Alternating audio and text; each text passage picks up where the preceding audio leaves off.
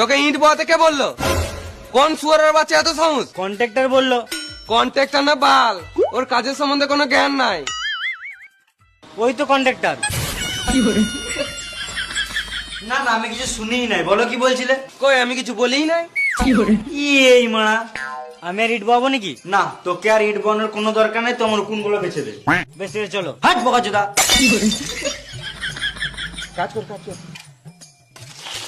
আর মিস্ত্রি, আজকে প্লাস্টার করার দরকার নাই, কাল তো সারাদিন এইটুকু পারা প্লাস্টার করেছো। তুমি কি বলতে চাইছো আমি কাজে ফাঁকি মারছি? গান মারা ঘর চললাম, তুমি আলাদা মিস্ত্রি দেখে লাগবে। না না, ভালোই প্লাস্টার হয়েছে, দারুণ কাজ করছো। আমার মিস্ত্রি বলে কথা, খারাপ কাজ করলে হয়? সেটা বলো। আর আমি কি করব বললে না? এই মারা, একে আবার আলাদা করে বুঝাইতে হবে।